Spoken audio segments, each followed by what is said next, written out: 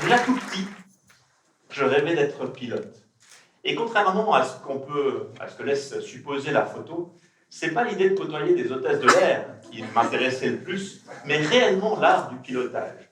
Lorsque je voyais passer des avions dans le ciel valaisan, je rêvais qu'un jour je pourrais prendre place derrière les commandes. Alors j'ai travaillé dur pendant mes études, à côté de mes études, pour pouvoir me payer mon premier brevet de pilote. Mais lorsque j'ai enfin pu lâcher du regard mes instruments de bord, ce qui m'a le plus fasciné, c'est le changement de perspective qu'on a sur notre environnement. Les détails font place à une vue d'ensemble. C'est comme une espèce de prise de recul forcée par rapport à son environnement. Et on peut observer alors des phénomènes qu'on ne voit pas s'il en reste sur le plancher des vaches. On peut imaginer par exemple l'ampleur des bouchons sur les autoroutes. On peut imaginer les traces laissées par les incendies dans nos forêts. On peut imaginer les éboulements dans les montagnes, ou alors le recul impressionnant des glaciers ces dernières années. Et lorsqu'on parle, finalement c'est bien dommage que cette perspective, cette prise de perspective n'est pas plus accessible, n'est pas plus utilisée pour mieux faire face aux problématiques auxquelles nous sommes confrontés. Alors lorsqu'on parle de perspective aérienne ou d'imagerie aérienne, on pense tout de suite à Google Maps, aux satellites. Mais il faut se rappeler que les satellites ne sont pas d'une très très grande résolution, et en particulier dans certaines parties du monde, que leurs images peuvent être polluées par des nuages, et que finalement, ces images datent souvent de plusieurs mois, voire de plusieurs années. Et c'est donc en fait pour pouvoir donner une perspective aérienne de qualité, à haute résolution et récente, qu'on a créé notre start-up en 2010. On y fabrique ces petits drones qui pèsent moins d'un kilo, qui ressemblent à des jouets, mais qui permettent en fait à n'importe qui, n'importe où dans le monde, de prendre des centaines de clichés de perspectives aériennes d'un site. Et j'insiste sur le fait que ces petits drones sont en fait des systèmes complètement autonomes. Ils sont équipés d'un autopilote et d'un GPS. La télécommande est remplacée par un ordinateur. Il suffit de dessiner la zone que l'on veut cartographier pour ensuite les lancer dans le ciel. Ils vont accomplir leur mission et revenir atterrir en douceur au pied de l'opérateur. Ce qui est intéressant, c'est que quand on prend une série de clichés de façon systématique d'un site, on peut utiliser la magie du traitement d'images par ordinateur pour trianguler des millions de points entre plusieurs paires d'images et les localiser de façon super précise dans l'espace. C'est ce qu'on appelle la photogrammétrie. Et j'aimerais maintenant vous présenter 3 domaines qui ont connu une révolution ces dernières années grâce à cette technologie drone plus photogrammétrie. Le premier d'entre eux, c'est la géomatique. Les géomètres ont besoin de pouvoir mesurer de façon très précise dans l'espace un certain nombre de points, mais aussi de pouvoir créer des cartes, et des cartes en 3 dimensions, puisqu'ils ont besoin de dessiner des courbes de niveau. Ils ont besoin d'estimer des volumes, par exemple, sur des sites de construction ou dans des carrières. Eh bien, maintenant, les géomètres, plutôt que d'utiliser des appareils classiques, comme des théodolites ou des GPS de précision, et d'arpenter un site, ils peuvent utiliser des drones pour mesurer des millions de points en un temps record.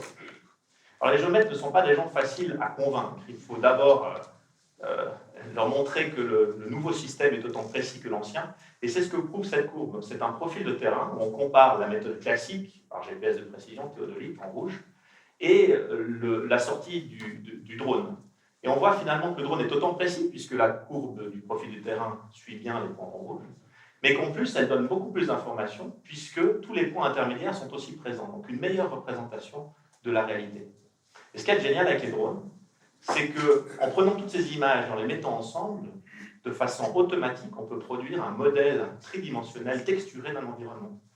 Si on voit un site en Équateur, qui a fait l'objet d'une étude d'implantation d'une usine de traitement des eaux, et là, il aurait été quasiment impossible d'envoyer des géomètres avec des moyens classiques dans le terrain pour tout mesurer, et avec les drones, une équipe de quelques personnes a pu le faire en quelques jours, et finalement couvrir 40 km avec des centaines de millions de points assez facilement. À l'heure actuelle, on estime environ un quart le nombre de bureaux de géomètres à travers le monde qui s'est déjà équipé d'un drone de cartographie. Un autre challenge auquel notre société doit faire face, c'est celui de nourrir une population grandissante tout en utilisant des territoires limités et en polluant moins. Et là aussi, on voit de plus en plus d'agriculteurs utiliser ces petits drones. Dans ce cas-là, ils sont équipés de capteurs infrarouges, capables d'estimer le taux de chlorophylle dans les plantes, et les données qui sont récoltées en faisant survoler les champs de façon régulière, sont aussi traités par ordinateur pour produire des cartes à nouveau, mais des cartes en fausse couleur, des cartes d'index qui permettent de localiser de façon précise les endroits où les plantes ont subi un stress plus important. Et ces cartes sont très utiles pour ensuite être chargées à bord des tracteurs, qui, tout le monde ne le sait pas, deviennent de plus en plus aussi équipés de GPS et automatiques, en tout cas capables de moduler le taux d'engrais qu'ils injectent dans les champs lorsqu'ils font leur passage. Et au final, les sols sont moins pollués et leur productivité est nettement améliorée grâce à ces technologies.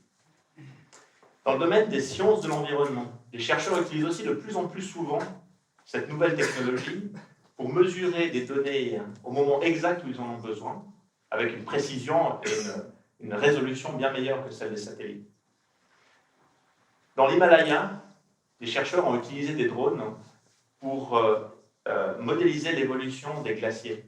Alors, il faut savoir que ce n'est pas rien, puisque les grands glaciers de l'Himalaya, en fait, sont la source des 10 plus grandes rivières d'Asie, dont dépend un 1/5 de la population mondiale.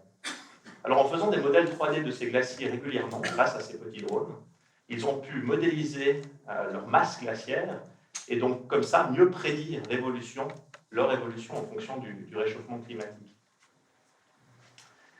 Dans l'étude de l'érosion du littoral, les drones sont aussi très utiles puisqu'ils permettent de créer des cartes avec une précision incroyable et surtout de différentes époques superposables. Ici, on voit un cas en Irlande du Nord où la route et le parking ont été avalés par la mer en seulement 3 ans. Les drones ont permis de mettre ça en évidence.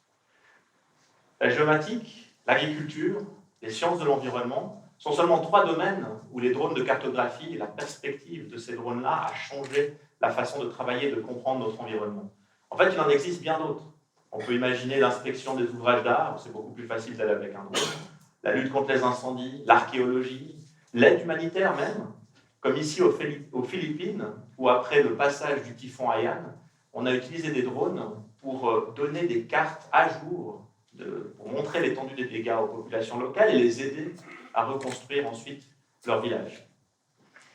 Lorsqu'un volcan entre en éruption, c'est beaucoup plus facile d'utiliser un drone pour faire la cartographie des coulées de lave que d'envoyer un pilote qui risquerait de mettre sa vie en péril. Ici, c'est un exemple en Haïti en 2014 qui a finalement aidé à planifier les secours.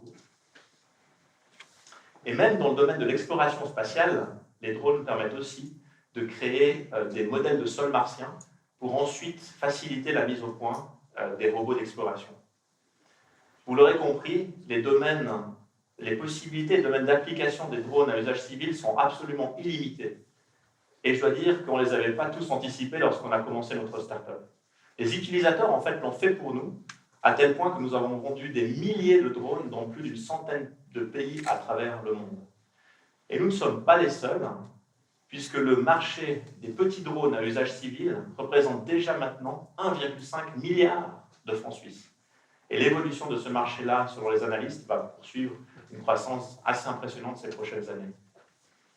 Et si on se tourne maintenant vers l'avenir, lorsque les technologies et la législation permettront de faire cohabiter les différents utilisateurs de l'espace aérien de façon intéressante, intelligente, lorsque la démonstration aura été faite que ces petits systèmes représentent un danger bien moins grand que la plupart des moyens de transport traditionnels, et lorsque un système aura été mis au point pour garantir la sauvegarde de la vie privée, eh bien les drones vont devenir encore bien plus utiles et omniprésents dans nos vies.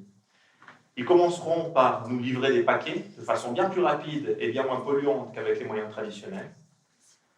Ils viendront à notre secours dans la ville, par exemple, avant même que les ambulances aient eu le temps de quitter l'hôpital. Ils voleront aussi à très haute altitude dans la stratosphère pour servir de moyen de communication et d'observation de la planète.